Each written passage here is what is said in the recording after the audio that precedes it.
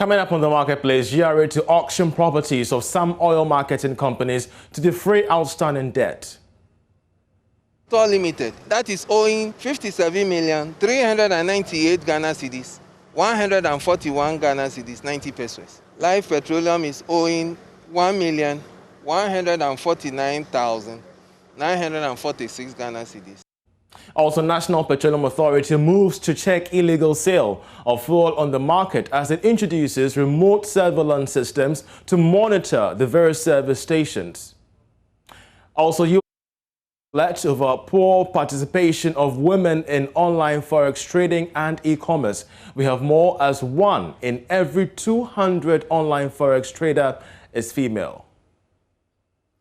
Hello, welcome to the program. We're going to be starting off with our very first story after this short break this day.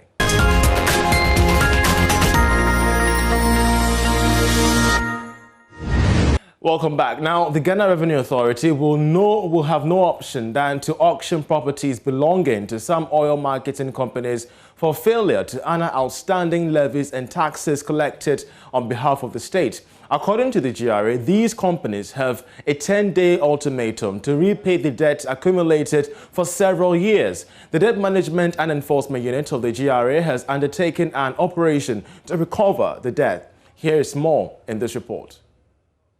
The action by the Ghana Revenue Authority is aimed at getting all oil marketing companies to pay back levies and taxes charged on every litre of fuel sold to consumers. After the operation by the team, all defaulting companies locked up by the GRA have an ultimatum of 10 days to pay a reasonable part of the debt or risk having their properties auctioned to defray the debt. Here is Chief Revenue Officer Nathaniel Ni Okan explaining the process. For now, as and when we see it, the 10 days starts from today. Once it is attached, the 10 days starts from today.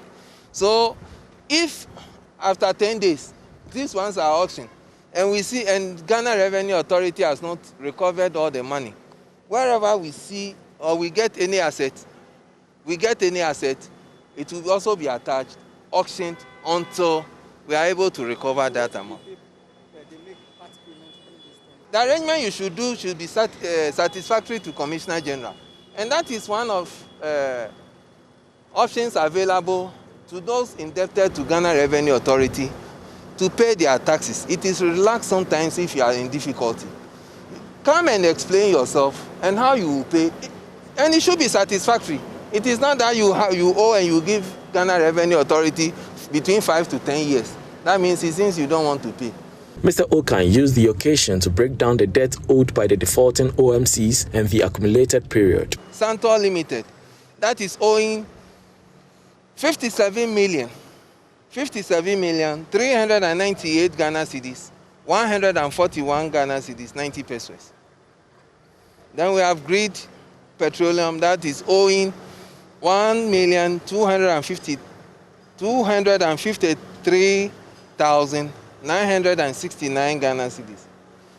Life Petroleum is owing 1,149,946 Ghana cedis, 78 pesos. Sawiz Petroleum, 5,122,387 Ghana cedis, 20 pesos. And we have Sonidom where we are now. Sonidom is owing 862,702 Ghana cedis, 13 pesos. At Sotom in Accra, the Sawiz Petroleum filling station escaped the action due to a transfer of ownership letter approved by the National Petroleum Authority to new managers. Well, meanwhile, the GRA has served notice that fuel stations operating outside Accra will not be left out in its enforcement exercise if they fail to honor the tax obligations. According to the GRA, its operations to recover all petroleum taxes and levies is not limited to oil marketing companies in Accra alone. Speaking to Joy Business, head of the Debt Management and Enforcement Unit of the GRA, Nathaniel Ni Okan, explains that the levies do not belong to the companies but the state and must be returned accordingly. No, for now, some of them don't have, some of the oil marketing companies don't have their stations, fuel stations in Accra. Some are in the central or the other regions. So we'll be going after them.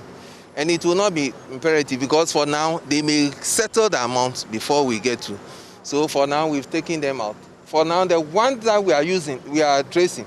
Those are the information I have here from the Commissioner General that I can share with you. But for the others, as and when we trace them, you can contact Ghana Revenue Authority and we'll give you details.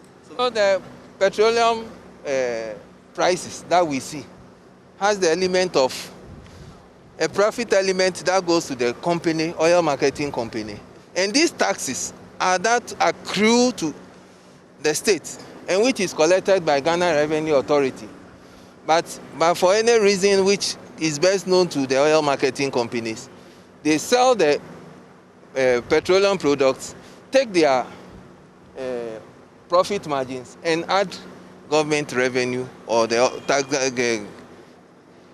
taxes and then the levies on them. So we can't explain the reason why they do so. Let's still stay on the downstream sector because service stations of oil marketing firms will no longer be able to sell illegal and adulterated fuel on the market. This is because the National Petroleum Authority is set to introduce a remote surveillance system to track the volumes and quality of fuel sold to consumers. Now, the initiative has been influenced by the high level of smuggled fuel sold on the market. The state is said to be losing over 3 billion cedis in taxes each and every year. Speaking on PM Express, the business edition, Chief Executive of the Association of Oil Marketing Companies, Kuku Ejimandua, said this should bring some sanity into the industry. Price has to be right for the right products and get it at the right time. And getting the price right, a lot of ingredients which goes in getting the price right. Hence the quality, the safety, the environment issues.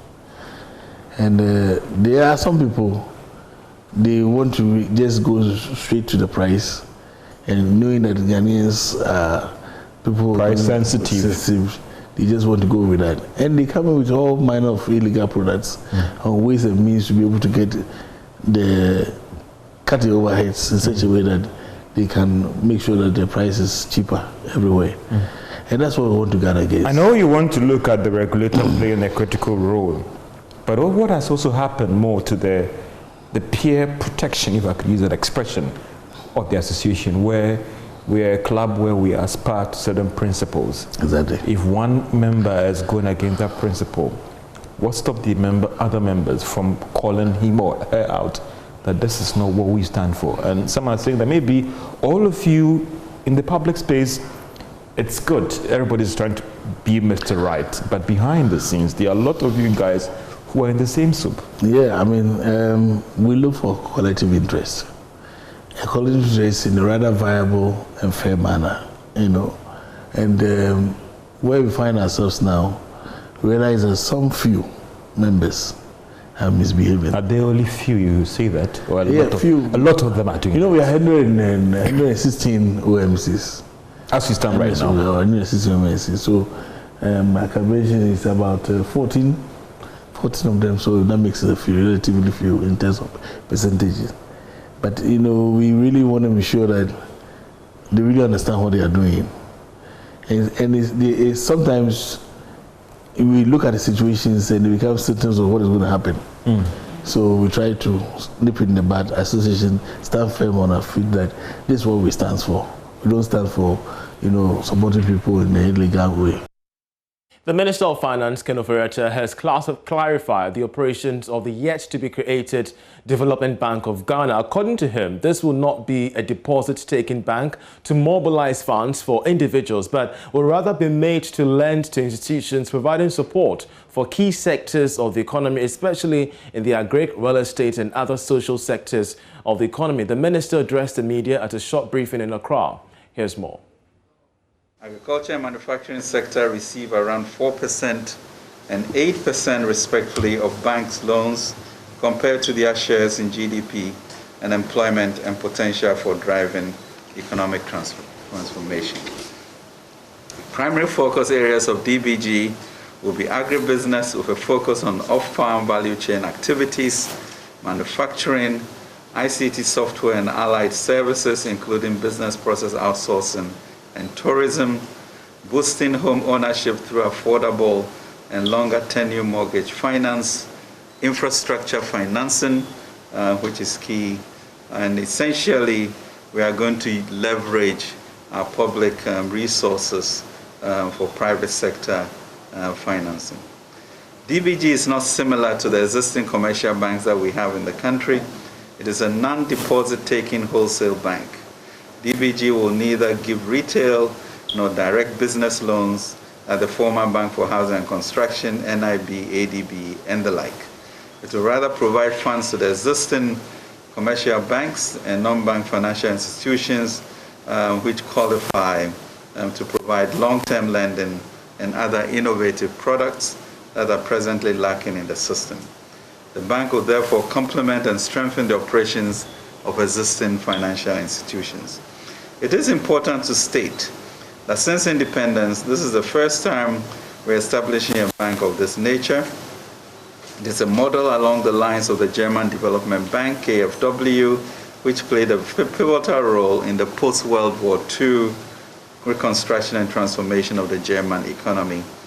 And I believe that the destruction that the COVID has done to Ghana and other African countries, this is the type of intervention that is required.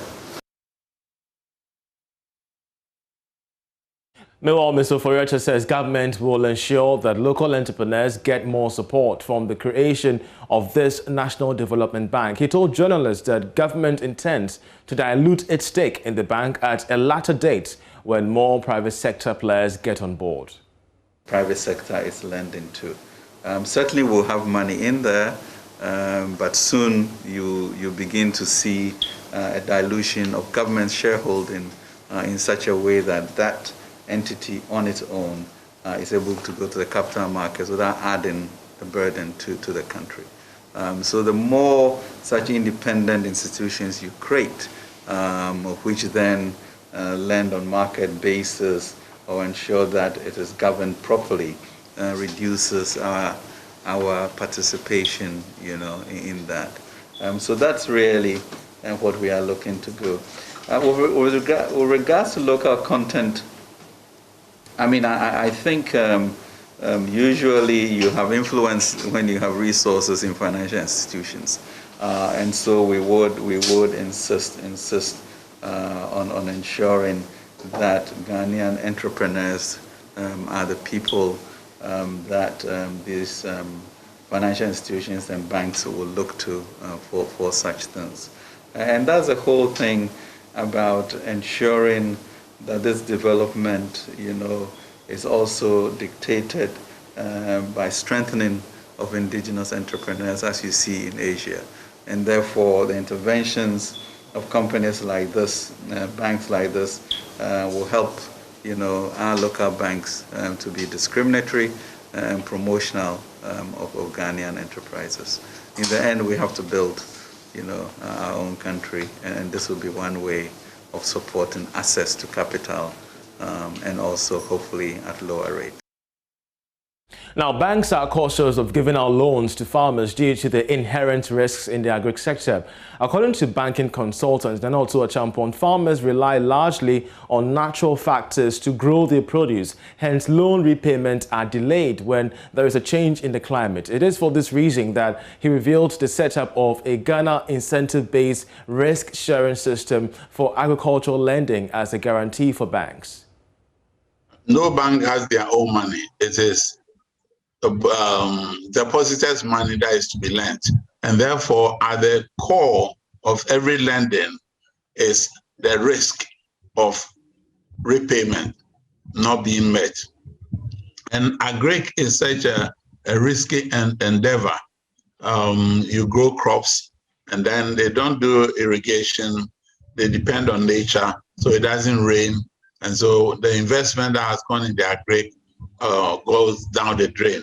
That has been the main reason why agric farmers have been having difficulty in accessing loans. Now, being aware of this, the World Bank undertook a project to assist especially agric developing countries, including Ghana, to come up with a scheme where farmers will be able to access loans at what do you call it? At a rate that the risk will be reduced. So Ghana in 2019 formed a private company under what you call the Ghana Incentive-Based Risk Sharing System for Agri lending. So if the farmers will do the right thing, that if they want whatever crop they want to plant, they have to study and know the seasonal pattern that they for that crop, and then once they are able to do that, they will be able to get the loans that they require from. You're watching The Marketplace. Let's take a short break. When we come back, we bring you the story regarding 2% of the 15 million female population in Ghana actively involved in forex trading, mostly privately. We have more after this break this day. Hello, welcome. Less than 2% of the 15 million female population in Ghana are involved in forex, mostly privately. Now, this follows research conducted by the United Nations Development Program, as well as the Women in Forex. That's a Forex Association of Professional Forex Financial Market and Analysts in Ghana and across West Africa. The report shows that even though online forex trading has expanded economic independence for many Africans, women are mostly marginalized in this front. This, according to the report, poses threats to achieving the SDGs to empower women, reduce poverty and unemployment, and create career opportunities. For more on this, we are joined via Zoom by President of the Women in Forex and also a Forex financial market analyst, Gifty Anosika Asantua. Gifty, we're so grateful that you joined us. What more do you know about this challenge, the fact that a lot of women are not venturing into this market? Kindly unmute your microphone.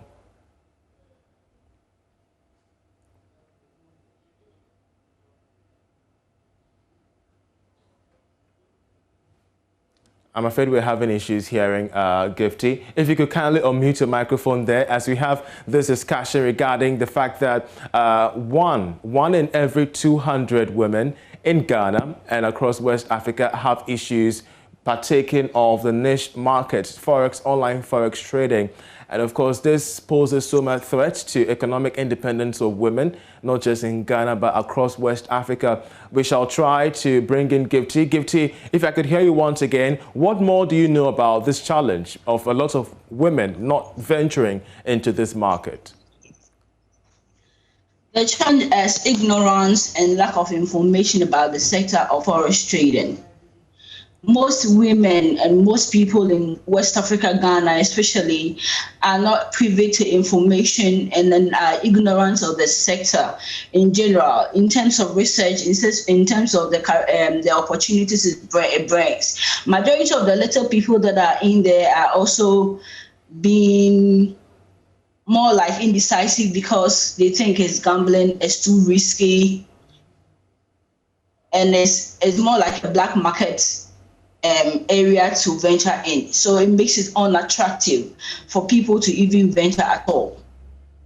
Interesting, but you know, it's so startling, the fact that 1 in every 200 online forex trader is female. What could be accounting for this, even though you've mentioned the fact that most of them, you know, have little information about the facts and they have this skewed perception about it being a black market? What do you think is also further accounting to this trend? Lack of technical know-how would be the basic reason for that, because there's a huge gap between our traditional educational system and the digitalized skill. And forex trading is a digitalized skill, and then there's a huge gap. The disparity between our education is huge. So those people that are even interested are not able to venture because they don't know how to go about it. And most of the time they end up being duped or they end up losing a lot of money. Interesting. Well, the report is further warning that this development poses threats to achieving the SDGs to empower women, reduce poverty and unemployment, and create career opportunities. How can this be resolved, Gifty?